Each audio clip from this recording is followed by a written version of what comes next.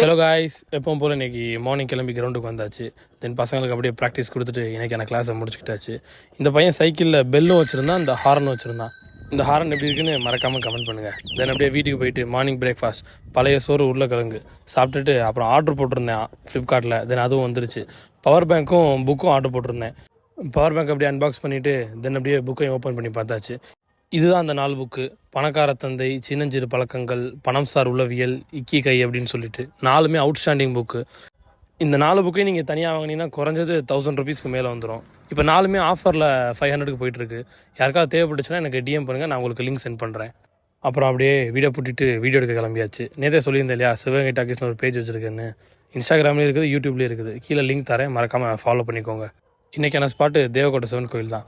Video எடுத்து முடிக்கவே 3:30 ஆயிடுச்சு. Sunday seat டேன்னு வீட்டுக்கு போகிற வழியில் தரமான ஒரு மட்டன் பிரியாணி சாப்பிட்டுட்டு வீட்டுக்கு போயாச்சு. அப்புறம் ஈவினிங் கிரவுண்டுக்கு வரக்கு முன்னாடி ஹெல்த்தியாக கிர்னி பழ ஜூஸ் குடிச்சிட்டு கிரவுண்டுக்கு வந்தாச்சு. ஈவினிங் கிளாஸஸ் முடிச்சுட்டு இன்றைக்கான டே கம்ப்ளீட் பண்ணியாச்சு. பை.